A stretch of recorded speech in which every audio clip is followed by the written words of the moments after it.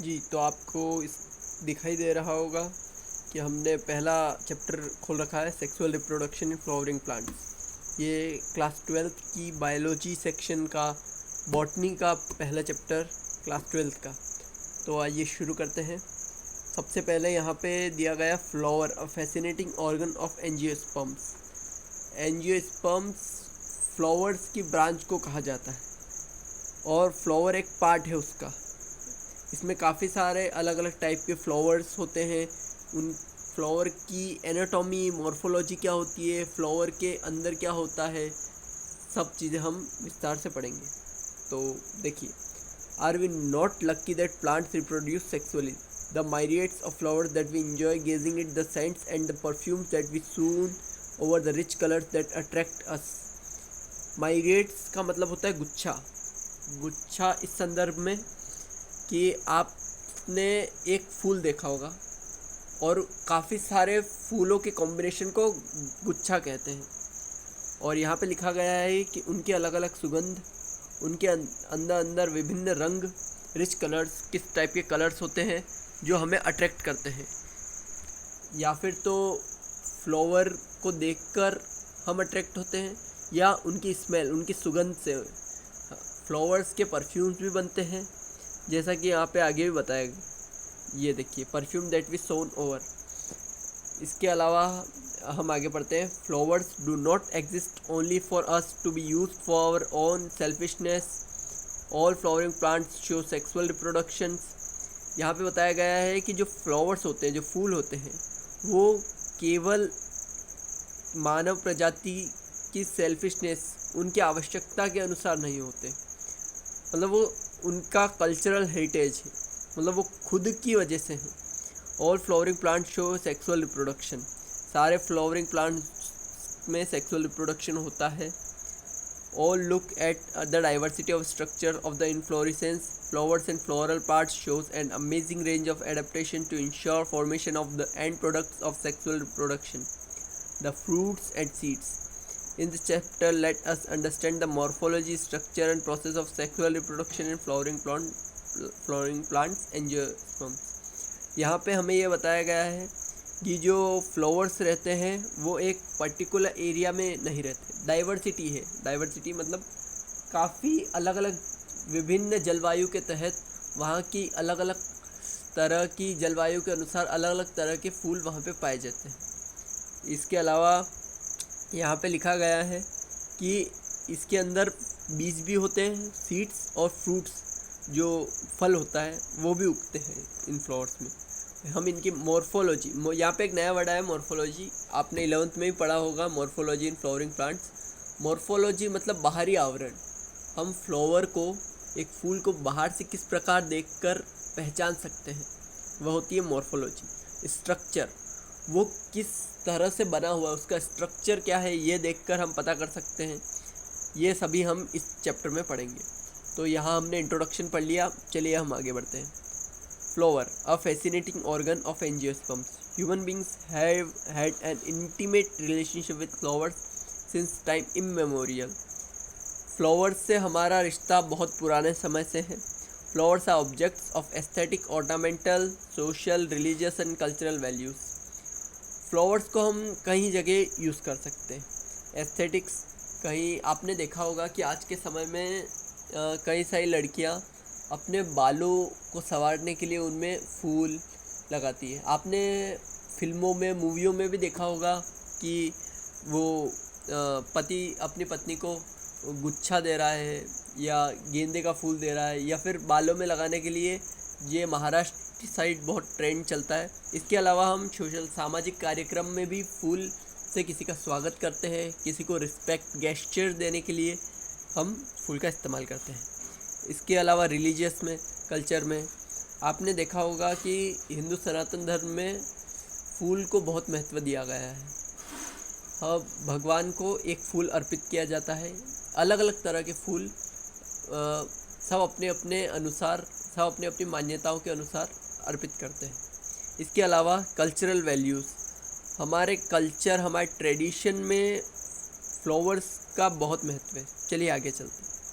They have always been used as symbol of conveying important human feelings such as love, affection, happiness, grief, mourning, etc. ये आपको समझ आ ही गया होगा कि हम प्रेम प्रस्तुत करने के लिए फूलों का आदान प्रदान करते हैं। बिल्कुल। चलिए, ये यहाँ पे आपको एक डायग्राम दिख रहा होगा।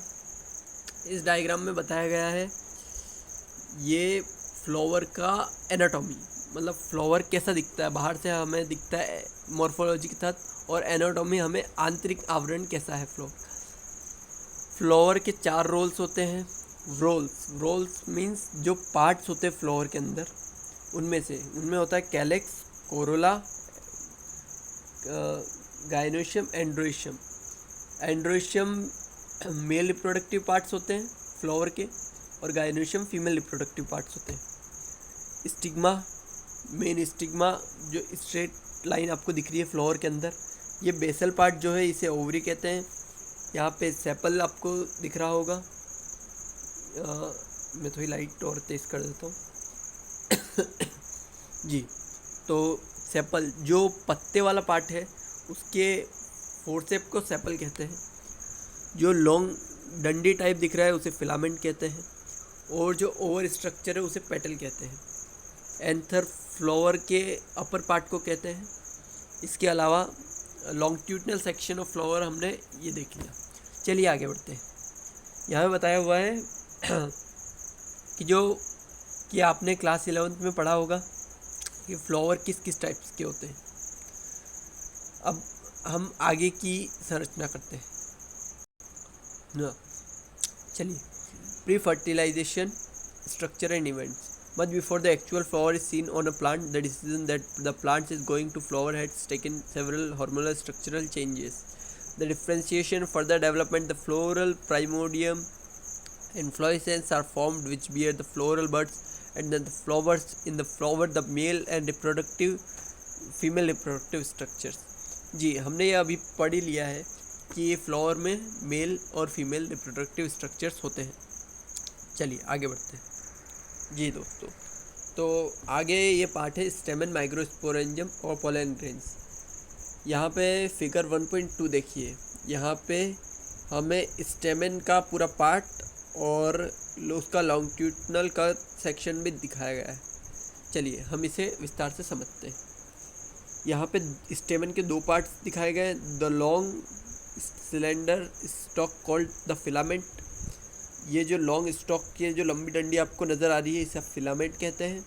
और जो टर्मिनल बाइलोब्ड स्ट्रक्चर है ये जो आपको दिख रहा है इसे हम एंथर के नाम से जानते हैं, आपको दिख ही रहा होगा। जो proximal end of the filament is attached to thalamus और the petal of the flower. The number and length of stamens are variable. Flowers of different species. यहाँ बताया गया है कि ये जो थैलेमस वो पार्ट होता है फ्लावर का जो दोनों को कनेक्ट करता है। of the petal and filament attached to thalamus. The number and length of stamens are variable flowers of different species.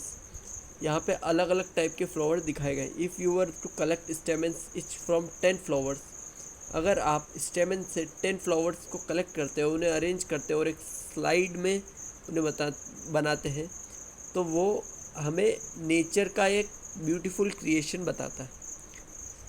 यहाँ पे एक ऑब्जर्वेशन की गई है कि जो माइक्रोस्कोप होता है, माइक्रोस्कोप के द्वारा इन्होंने नीट और क्लीन डायग्राम्स के थ्रू यहाँ पे बता रखा है कि फ्लावर के different types of shapes, anther किस टाइप के होते हैं। अलग अलग फ्लावर्स में डिफरेंट टाइप्स के एंथर पाए जाते हैं।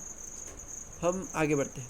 A typical angiosperm is bilobed with its lobe have 2 थिका। एक एंजियोस्पर्म फ्लावर को ही कहते हैं। एक फ्लावर में बाइलोब स्ट्रक्चर होते हैं, 2 टाइप्स के लोब्स होते हैं। उन 2 लोब्स के अंदर भी 2 टाइप्स के थिका होते हैं। जैसा कि आपको यहाँ नज़र आ रहा होगा, मैं बारीकी से क्लोज में जाके आपको यहाँ नज़र आ रहा होगा, ये पूरा जो है ये बाइलोब्ड स्ट्रक्चर है। ये एक लोब, ये सेकेंड लोब। यहाँ पे ये जो लाइन से इनको लाइन ऑफ डेहिसेंस कहते हैं। यहाँ पे जो इनर स्ट्रक्चर है यहाँ पे थिकास प्रेजेंट होते हैं और उनके अंदर पोलन ग्रेन्स होते हैं। तो उम्मीद करता हूँ आपको समझ आया होगा। चलिए आगे बढ़ते हैं। हाँ, दे आर डाइथिकस। इनमें 2 थिका प्रेजेंट होते हैं, इसलिए इन्हें डाइथिकस भी कहा जाता है। Often a longitudinal grooves runs lengthwise separating the theca. Let us understand the various types of tissues and their organization and transverse section of an anther. The bilobe nature of an anther is very distinct in the transverse section of anther. The anther is four-sided, tetragonal. जो anther होता है उसकी 4 sides होती है, जो कि हम अगले पेज पे आपको विस्तार से बताएंगे। चलिए आगे बढ़ते हैं। इन 4 स्ट्रक्चर्स को कंबाइन करके नाम दिया गया है माइक्रोस्पोरेंजिया। इसको डिफरेंट नेम से भी बुलाया जाता है, जैसे माइक्रोस्पोरेंजियम, माइक्रोस्पोरेंजिया, माइक्रोस्पोर। अगर सिंगल माइक्रोस्पोर है तो उसे सिंगल माइक्रोस्पोर ही कहेंगे।